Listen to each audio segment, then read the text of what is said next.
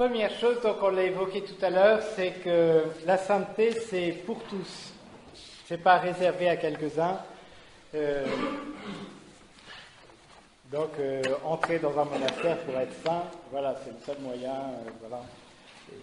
Non, la sainteté est pour tous. Et ça, le Concile Vatican II a beaucoup insisté pour le présenter, Est-ce que vous connaissez la constitution majeure, on pourrait dire, le document majeur du Concile Vatican II? C'est, le nom latin, c'est Lumen Gentium. C'est l'Église, je ne sais plus comment on dit. Lumen Gentium, ça parle de la lumière des peuples, mais voilà. Mais donc, dans cette constitution sur l'Église, donc il y a tout un mouvement. Alors je vous dis deux, trois choses sur cette, sauf si je vous répète des choses que vous connaissez déjà par cœur. Je ne sais pas, non, ça va. Mais alors c'est assez intéressant cette constitution. Il y a 8 parties. Jusque là vous suivez. 8 parties, 4 et 4. La première partie parle du mystère de l'Église, l'Église dans le cœur de Dieu, on pourrait dire. Voilà. Après, on parle de tout le peuple de Dieu. Après, on parle de la hiérarchie, les évêques d'abord, et puis aussi les prêtres, et les diacres. Après, on parle des laïcs. Et après, c'est l'Église qui vient de Dieu et qui retourne à Dieu. Et après, justement, dans le 5e chapitre, c'est l'appel universel à la sainteté. Tous nous sommes appelés à retourner vers Dieu. Et après, dans le chapitre 6, c'est la vie religieuse, la vie consacrée. Justement, eux, normalement, enfin, on n'est pas forcément des exemples, hélas, mais normalement, d'une certaine façon, on n'a plus notre place dans la vie consacrée si on ne désire pas être saint.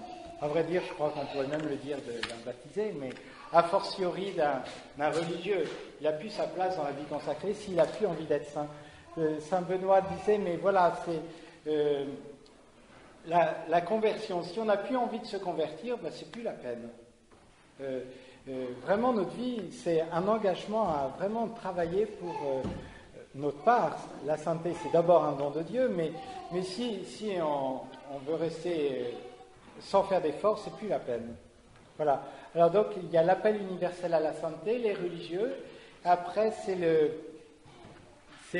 l'Église qui est déjà, voilà le titre, le caractère eschatologique de l'Église en marche et son union avec l'Église du ciel. Là, on voit le lien avec les saints et tout ça, du ciel. Et le 8e chapitre sur la Vierge Marie. Mais ce qu'a désiré beaucoup, ce qu'ont désiré les pères conciliaires, c'est vraiment de voir l'Église un peu comme un corps où chacun avait bien sa place, mais il ne s'agit pas de prendre la place de l'autre et tout ça. Quelquefois, on confond un peu les choses et on n'est pas vraiment à sa place. Chacun a vraiment sa place dans le mystère de l'Église. Alors, par exemple, pour la Vierge Marie, il y a eu des tas de discussions. Est-ce qu'on fait un document que sur la Vierge Marie, voilà, et sur ses privilèges, etc. Ou alors, en tout cas, l'option qui a été retenue par les pères de l'Église, c'est de ne pas faire de document spécial sur la Vierge Marie, mais d'en faire un chapitre dans le document sur l'Église, pour montrer que Marie, elle n'est pas en dehors de l'Église, quelque part, et que Marie, c'est notre modèle, c'est aussi dans son assomption, elle est comme un signe de ce qu'on est appelé à être. Voilà, donc Marie est vraiment dans l'Église. Donc, voilà. Et dans ce document, donc, le Concile a insisté largement pour dire, mais non, tous sont appelés à être saints. Alors, je peux vous prendre quelques citations. Bon, déjà, des citations de la parole de Dieu, hein, c'est mieux que le Concile encore. Ouais. Soyez saints, car moi, votre Dieu, je suis saint. Ça, c'était dans le Lévitique. Ou Jésus, dans Saint Matthieu, vous donc, vous serez parfaits comme votre Père Céleste est parfait. D'ailleurs, c'est intéressant, dans Saint Luc, le verset équivalent, c'est pas parfait, le mot qu'il emploie, c'est miséricordieux. Ça nous donne un peu le sens de cette perfection. c'est plutôt dans l'ordre de la miséricorde que dans le sens du perfectionnisme dont on a parlé tout à l'heure. Ou Saint Paul, la volonté de Dieu, c'est que vous deveniez des saints. Donc c'est clair et net. Ou encore Saint Paul, Dieu nous a élus en lui dès avant la fondation du monde pour être saints et immaculés en sa présence dans l'amour. Voilà ce que dit le Concile. Il est bien évident, j'espère que c'est évident, pour tous, que l'appel à la plénitude de la vie chrétienne et à la perfection de la charité s'adresse à tous ceux qui croient au Christ, quel que soit leur état ou leur rang. Voilà. Et Jean-Paul II, donc, si vous voulez travailler un petit peu cette question de la sainteté, il y a notamment cette 5e partie de Lumen Gentium, donc ce document du Concile du Vatican II. Il y a aussi, dans la lettre pour commencer le nouveau millénaire, Jean-Paul II parle de la sainteté aussi comme d'un programme pastoral. Quelque part, il dit, ça peut paraître bizarre de proposer la sainteté comme programme pastoral, mais il semble que la meilleure chose qu'on peut, c'est encourager les gens à la sainteté. Et voilà ce qu'il dit. Ça rejoint ce qu'on a déjà dit tout à l'heure, mais si le baptême fait vraiment entrer dans la sainteté de Dieu, au moyen de l'insertion dans le Christ et de l'inhabitation de son esprit, ce serait un contresens que de se contenter d'une vie médiocre, vécue sous le signe d'une éthique minimaliste et d'une religiosité superficielle. Demander à un catéchumène « Veux-tu recevoir le baptême ?» signifie lui demander en même temps « Veux-tu devenir saint ?» Cela veut dire mettre sur sa route le caractère radical du discours sur la montagne, soyez parfait comme votre Père Céleste est parfait. Donc il y a ça c'est un premier point. La sainteté, c'est vraiment un appel adressé à tous. C'est pas une catégorie et puis nous on peut, eux ils prient dans leur monastère et puis après moi je fais ce que je peux là où je suis. Non. Alors c'est vrai que dans les monastères j'ai pas compris, mais ça, vous aussi vous êtes appelés à être saints. Ceci dit, pas de la même façon que les religieux dans leur monastère.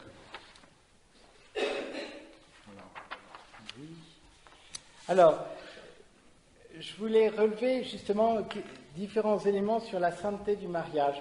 Ça, on en a pas mal parlé, je crois que c'est en 2001, que Jean-Paul II a béatifié Luigi et Maria Beltrame Quattrocchi, un couple italien, un couple de Rome.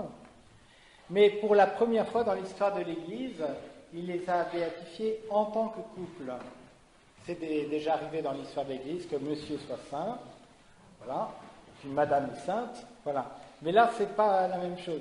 D'ailleurs, c'est un peu injuste, je trouve, parce que eux n'ont eu besoin d'un miracle pour deux, tandis qu'à donc c'était un miracle obtenu par leur commune intercession.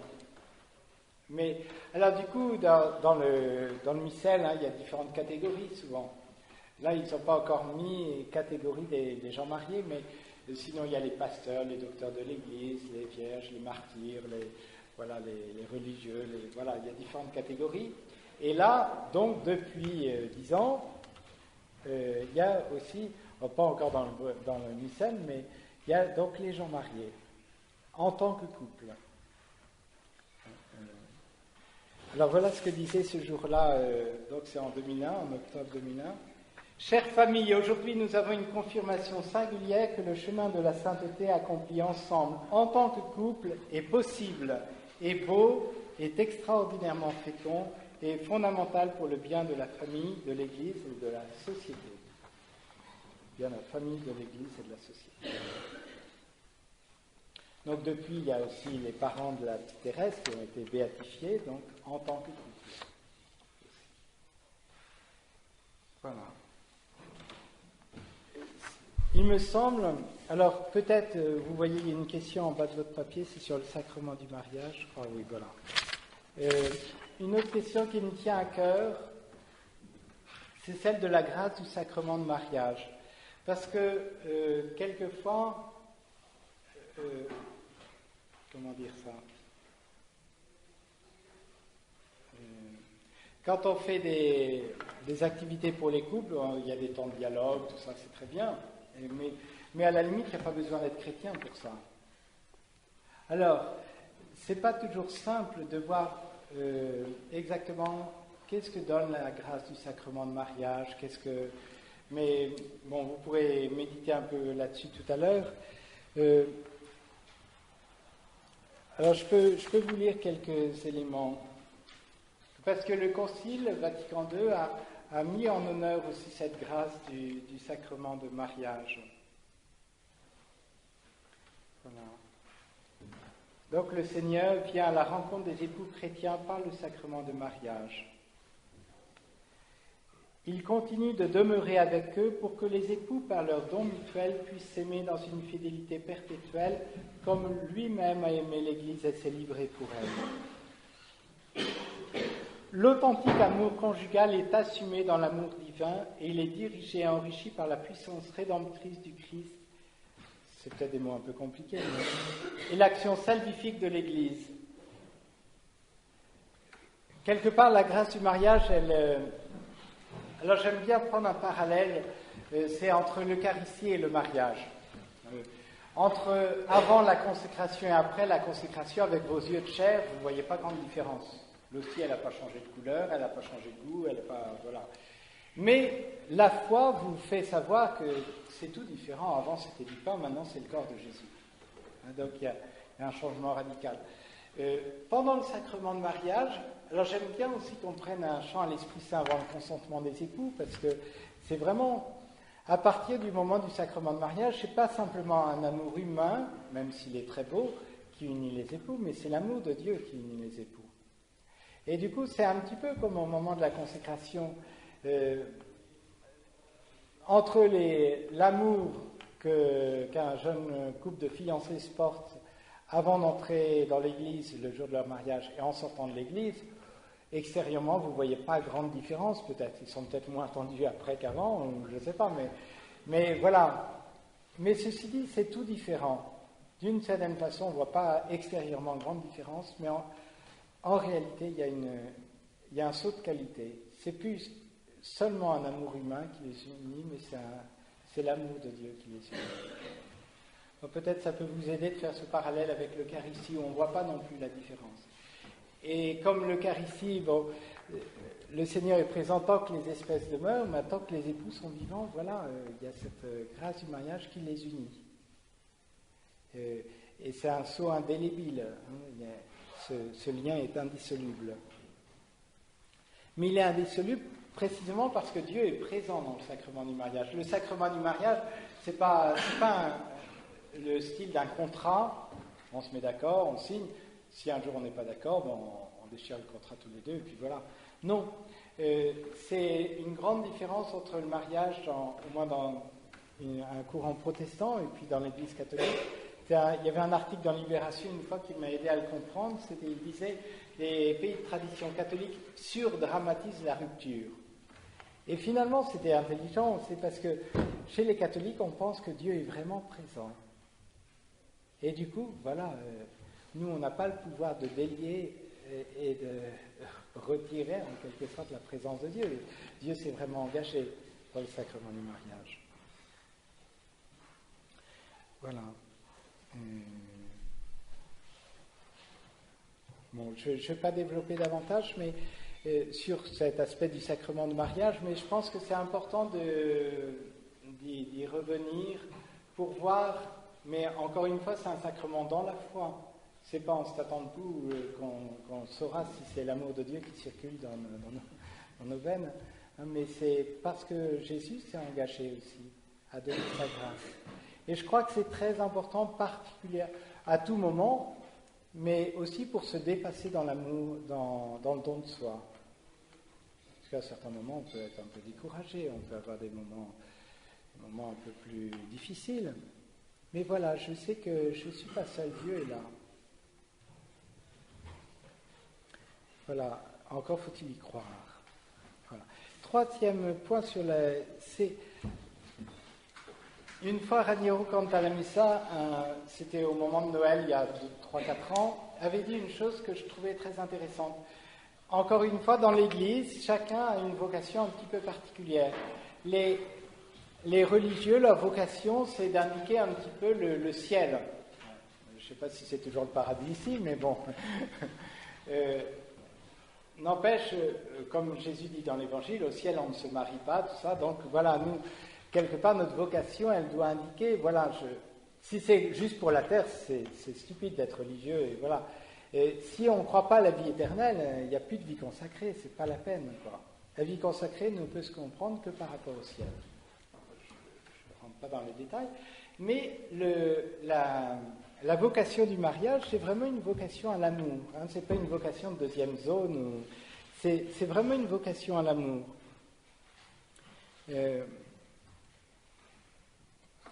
Donc Raniero Cantalamessa disait justement, quelquefois les religieux peuvent être un peu à côté des contingences matérielles, etc.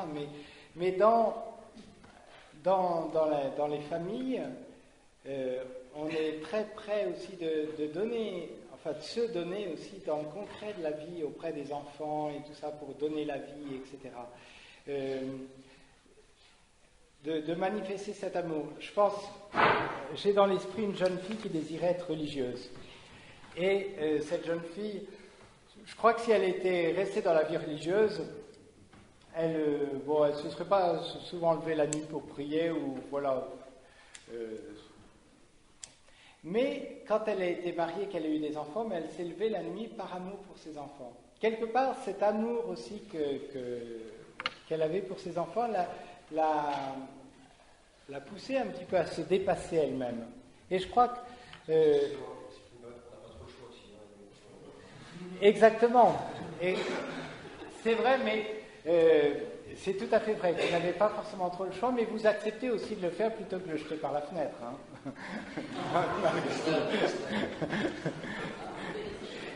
et certaines fois, c'est pas pour autant que vous êtes violent. Bon, quelquefois, on peut en avoir un peu assez, mais quand ça dure des mois et des mois, mais bon. Mais c'est quand même ça oblige un dépassement de soi-même.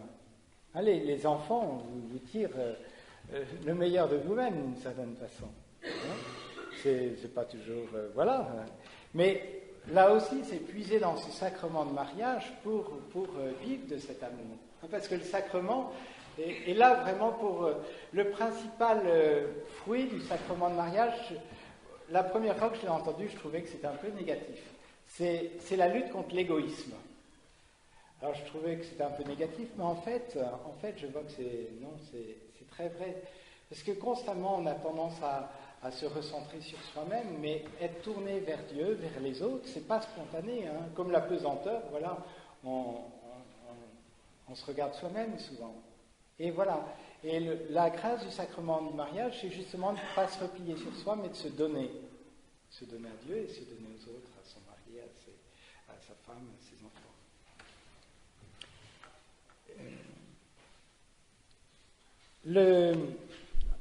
Alors, le cardinal Danels disait quelque chose, c'est le point mission particulière, au seuil du 3e millénaire. Il disait quelque chose que je trouvais intéressant. Il disait, dans les premiers siècles, voilà, ceux qui est un peu le fer de lance de l'Église, c'était les martyrs. Voilà, les gens qui étaient capables de donner toute leur vie pour Jésus, d'être massacrés et tout ça, mais voilà.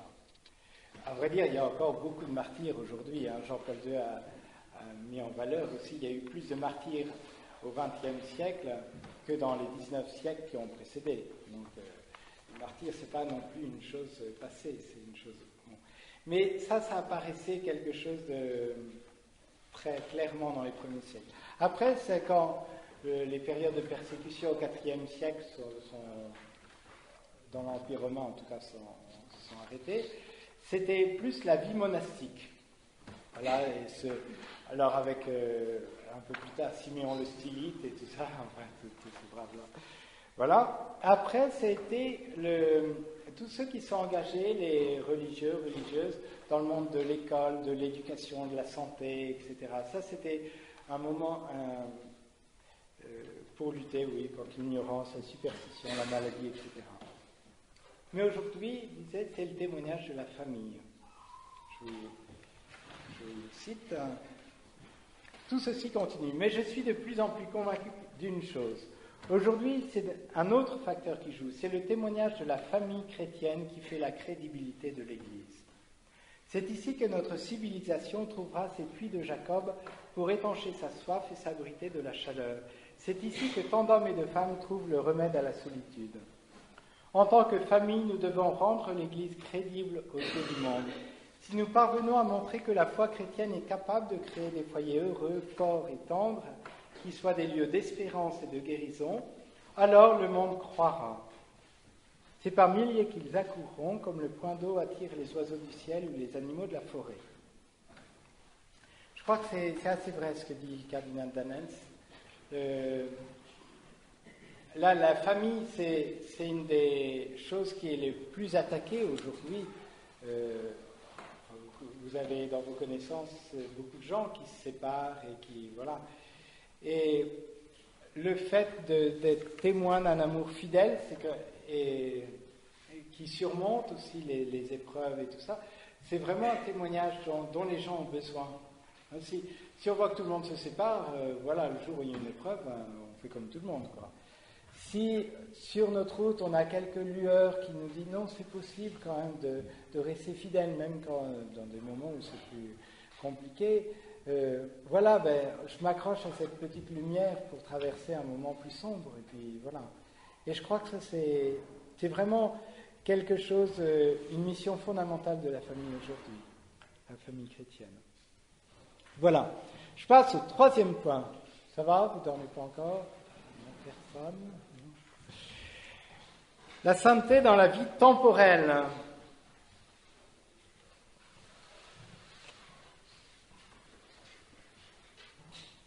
Alors j'ai lu, en essayant de préparer pour vous, ça m'a fait du bien en fait.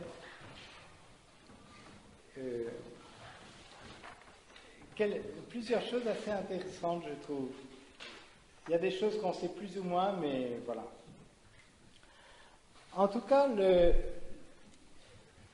alors là, peut-être, quelqu'un qui peut nous guider un peu, c'est le fondateur de l'Opus Dei. Alors, je ne suis pas un habitué de l'Opus Dei, mais quand on recherche dans ce domaine-là, on tombe beaucoup sur lui, parce qu'il avait très à cœur le fait de vivre sa foi là où on est, pas s'extraire de son milieu de travail et puis vivre sa foi dans, voilà, le dimanche et tout ça, dans sa famille, mais au travail, non.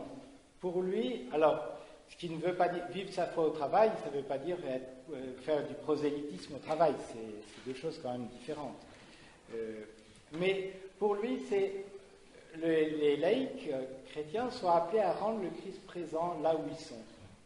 Vous êtes comme les ambassadeurs, en quelque sorte, du Christ, là où vous vivez dans votre entreprise, même si elle n'a rien d'humanitaire, ou je ne sais pas, mais n'empêche qu'il y a des hommes dans cette entreprise. Donc, de rendre le Christ présent. Je crois que vers 1930, si j'ai bon souvenir, il a eu comme une vision, une image en tout cas, d'une croix qui était plantée dans le monde. Voilà, vraiment dans le monde, pas à côté, dans une église, voilà, mais voilà, comme dans le milieu de travail. Ce qui ne veut pas dire non plus forcément mettre une croix dans votre lieu de travail, croix matérielle, mais voilà.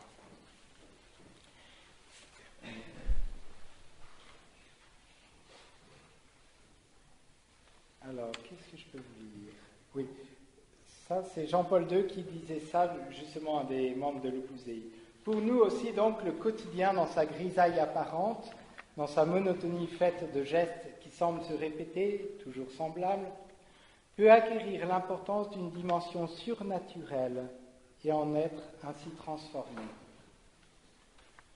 Pour reprendre l'image de l'Eucharistie, aussi, quelque part, votre travail peut changer, peut être comme transfiguré aussi, selon que vous pensez que Dieu se rend sur votre lieu de travail avec vous. Et vous ne serez pas tout seul à votre lieu de travail, même si certains lieux de travail sont un peu compliqués. Encore de Jean-Paul II. le Christ invite tout le monde à se sanctifier dans la vie concrète de chaque jour. C'est pourquoi le travail est aussi un moyen de sanctification personnelle et d'apostolat quand on l'accomplit avec Jésus-Christ. Car en s'incarnant, le Fils de Dieu s'est uni en quelque sorte à toute la réalité de l'homme et à la création tout entière. Alors, une citation sympathique, c'est vous connaissez Frère Laurent de la Résurrection, c'est un carme du XVIIe qui parlait beaucoup de la présence de Dieu. Et il vivait beaucoup dans la présence de Dieu. Donc, la réalité, tout ce qu'il faisait dans sa journée était complètement différent. Ce n'est pas une réalité plate, bon, le quotidien. Mais tout ce qu'il faisait, comme il le faisait avec Jésus, il le voyait autrement. Alors, donc il était cuisinier, son monastère. Et voilà ce qu'il dit.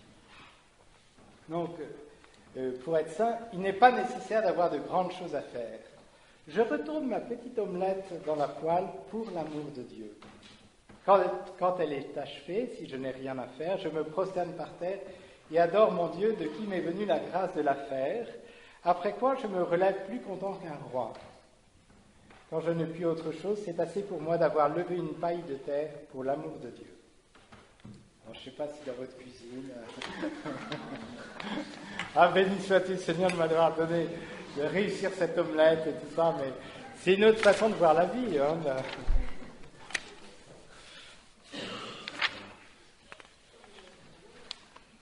Alors, il n'y a pas que l'Opus Dei. L'Opus Dei n'a pas le monopole. Il y a un mois à peu près, on a fait un week-end pour des jeunes professionnels et il y a des membres de la communauté de l'Emmanuel qui sont venus. On désirait présenter le parcours Zaché. Il en a été question il n'y a pas longtemps dans Famille chrétienne, je crois. Mais l'idée du parcours, c'est aussi de ne pas avoir d'un côté la vie à la maison, tout ça, et de l'autre côté la vie au travail, et puis un peu à la paroisse. C'est d'avoir une unité de vie, pour ne pas être non plus tiraillé. Alors, dans ce parcours Zaché, vous pourrez trouver sans doute à la librairie, je n'ai pas encore fait de flash publicitaire, il y a une belle librairie, là, la maison que vous voyez. Et dedans, il doit rester d'ailleurs de ce week-end quelques livres. C'est Le compas et la boussole. Il y a 2 livres qui... c'est plus des livres avec un CD voilà. Et des exercices pratiques justement pour petit à petit arriver à ce qu'il y ait plus d'unité dans notre vie. Parce que ce n'est pas toujours simple. Je passe au 4e et dernier point. Voilà, on va y arriver. Ne désespérez pas. La spécificité du laïcat.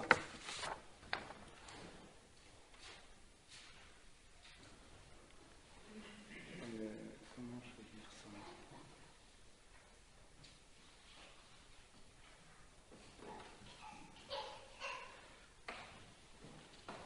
Il y a quelque chose de relativement nouveau, quand même.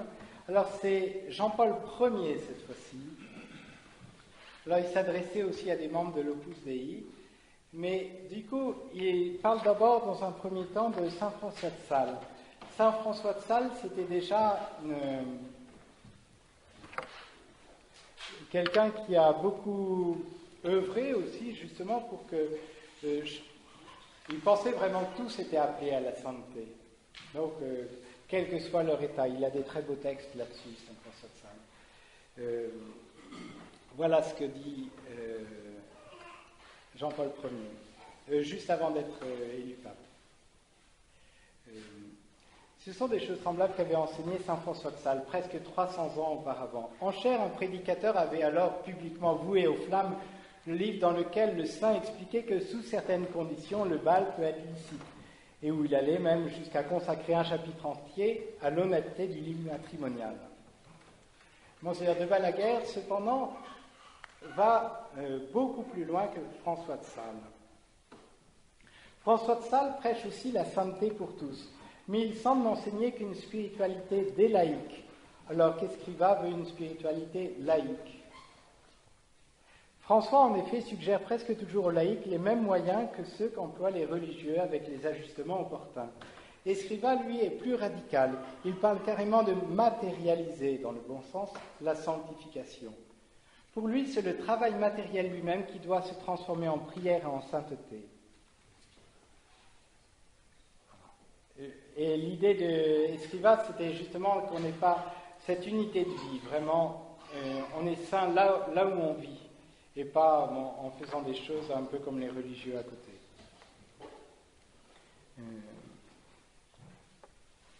Et dans le Concile, ils insistent justement par rapport aux prêtres, dans la façon de se situer par rapport aux prêtres. Je saute quelques petites choses, voilà. C'est de... Justement, il y a une place des laïcs qui est où les prêtres ne peuvent pas les remplacer.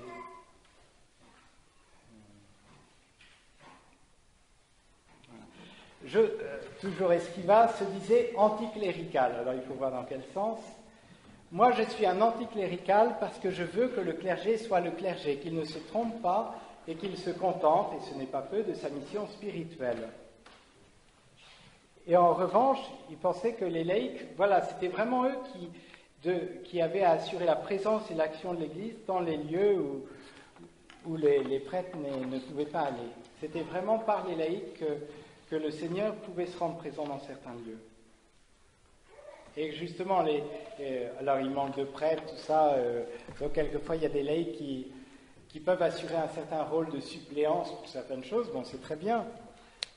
Mais en même temps, voilà ce que disait le cardinal Danels, encore. Certes, le laïc peut prendre sur lui des charges qui appartiennent plutôt au fonctionnement interne de l'Église. Il y a une place pour les animateurs pastoraux et pour d'autres, surtout en cette période de raréfaction des vocations. Mais la place du laïc est d'abord en plein vent et non à l'abri des murs quelque peu protecteurs de l'institution ecclésiale. Je vais m'arrêter là. C'était au moins pour souligner cet aspect d'une vocation très particulière. C'est encore pour avoir cette image du corps, chacun a sa place et la sainteté d'un laïc et d'un père de famille, d'une mère de famille n'est pas la même que celle d'un religieux.